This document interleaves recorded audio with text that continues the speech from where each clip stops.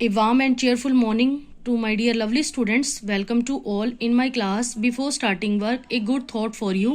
घर से बाहर जाते हुए भगवान का स्मरण करें और घर में प्रवेश करते हुए भगवान की कृपा का धन्यवाद करें. Now let us start our work. In today class, we will discuss book exercise of lesson number 14 of Hindi grammar. Let's start. पाठ कै उपयुक्त शब्द चुनकर रिक्त स्थान भरिए. फर्स्ट है वह बहुत खाता है. इस वाक्य में प्रयुक्त क्रिया विशेषण डैश है. फर्स्ट है रीतिवाचक और सेकंड है परिमाणवाचक. सबसे पहले क्रिया विशेषण के बारे में मैं आपको बताना चाहूंगी. क्या होता है क्रिया विशेषण? क्रिया की विशेषता बताने वाले शब्दों को हम क्या कहते हैं? क्रिया विशेषण. इसके चार भेद होते हैं. कालवाचक क्रिया विशेषण जो क्रिया के समय के बारे में बताता है. रीतिवाचक जो क्रिया के ढंग को, क्रिया किस तरह हो रही है उसके बारे में बताता है, उसे रीतिवाचक क्रिया विशेषण कहते हैं. परिमाणवाचक जो क्रिया की अधिकता, न्यूनता या परिमाण के बारे में बताते हैं उसे परिमाणवाचक क्रिया विशेषण. और फोर्थ होता है स्थानवाचक जो क्रिया के होने के स्थान के बारे में बताता है, उसे हम क्या कहते हैं? स्थानवाचक क्रिया विशेषण कहते हैं. तो फर्स्ट में देखिए, वह बहुत खाता है. इसमें कौन सा क्रिया विशेषण है? खाने के मात्रा के बारे में बताया गया है, तो ये क्या है? परिमाणवाचक क्रिया विशेषण है. सेकंड है धीरे धीरे चलो. इस वाक्य में धीरे धीरे डैश क्रिया विशेषण है. कालवाचक या रीतिवाचक? काम के ढंग के बारे में, चलना कैसे चल रहा है, वो कैसे चलो, धीरे धीरे. काम के ढंग के बारे में बताया गया है, तो ये कौन सा क्रिया विशेषण है? रीतिवाचक. थर्ड है क्रिया के होने का ढंग बताने वाले शब्द डैश क्रिया विशेषण कहलाते हैं. अभी मैंने आपको बताया कि जो क्रिया के ढंग के बारे में बताते हैं उन्हें हम क्या कहते हैं? रीतिवाचक क्रिया विशेषण कहते हैं. फोर्थ है हमारा क्रिया के होने का समय बताने वाले शब्द डैश क्रिया विशेषण कहलाते हैं. जो क्रिया के समय के बारे में बताते हैं उन्हें हम क्या कहते हैं? कालवाचक क्रिया विशेषण. फिफ्थ है अविकारी शब्दों को डैश भी कहते हैं. अविकारी शब्द कौन से होते हैं? जिसमें कोई परिवर्तन नहीं होता, तो इन्हें हम क्या कहते हैं? अव्यय कहते हैं. पाठ ख राइट या रॉन्ग लगाने हैं आपको. फर्स्ट है दिन जल्दी जल्दी ढलता है. इस वाक्य में क्रिया विशेषण का प्रयोग हुआ है. अब देखिए दिन कैसे ढलता है? जल्दी जल्दी, तो क्रिया विशेषण का प्रयोग हुआ है, इसलिए ये क्या है? टिक. सेकंड कम बोलो अधिक सोचो. इस वाक्य में परिमाणवाचक क्रिया विशेषण का प्रयोग हुआ है. इसमें बोलने और सोचने की मात्रा के बारे में बताया गया है, तो ये परिमाणवाचक क्रिया विशेषण है, तो ये क्या है? टिक.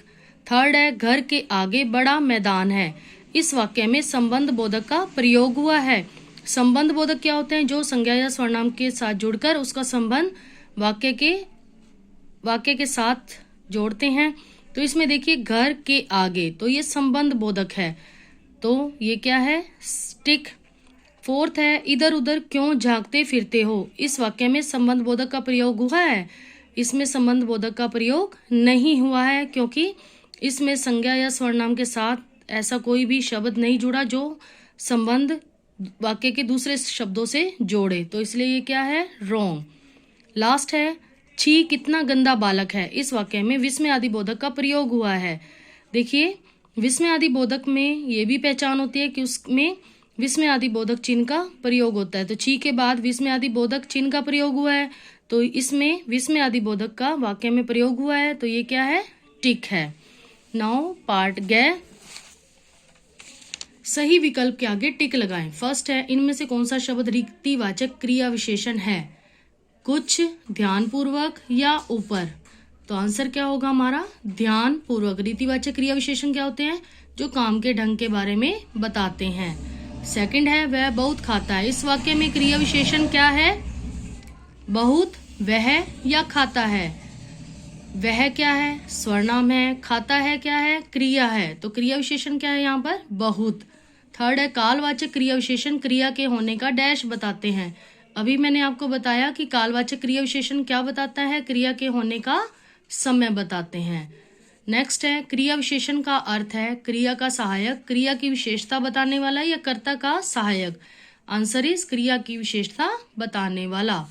फिफ्थ है अविकारी का अर्थ होता है जिसमें विकार, विकार मीन्स परिवर्तन, न आ सके या आवश्यकता अनुसार आ सके. ये भी मैंने अभी आपको एक्सप्लेन किया। अविकारी शब्द क्या होते हैं? जिसमें विकार या परिवर्तन न आ सके, न आ सके, ये आंसर सही है। ड पार्ट, निम्नलिखित वाक्यों में क्रिया विशेषण छांटिए और उनमें भेद भी लिखिए। फर्स्ट है मैं रात भर जागता रहा। अब इसमें क्रिया विशेषण क्या है? रात भर। समय के बारे में बताया गया है क्रिया के, तो ये कालवाचक क्रिया विशेषण है। सेकंड है रचित धीरे धीरे पढ़ता रहा। धीरे धीरे क्रिया विशेषण है। क्रिया का ढंग बताया गया है, काम का ढंग बताया गया है, तो ये कैसा क्रिया विशेषण है? रीतिवाचक क्रिया विशेषण है। नेक्स्ट है तुम कब आओगे। कब क्रिया विशेषण है, समय के बारे में, क्रिया के समय के बारे में पता लग रहा है, तो ये क्या है? कालवाचक क्रिया विशेषण है। फोर्थ है यहाँ वहाँ मत भटको। यहाँ वहाँ स्थान के बारे में बताया गया है क्रिया के, तो ये क्या है? स्थानवाचक क्रिया विशेषण है। नेक्स्ट है वह अचानक चुप हो गया। तो अचानक क्रिया के ढंग के बारे में बताया गया है, तो ये कैसा क्रिया विशेषण है? रीतिवाचक क्रिया विशेषण है। नेक्स्ट पार्ट इज निम्नलिखित वाक्यों में से समुच्चय बोधक छांटिए।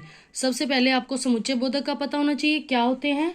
जो अविकारी शब्द दो वाक्यों या दो वाक्यांशों को जोड़ने का काम करते हैं उन्हें हम क्या कहते हैं? समुच्चय बोधक। अब फर्स्ट देखिए, तुम चले गए क्योंकि मैंने तुम्हें दुष्ट कहा।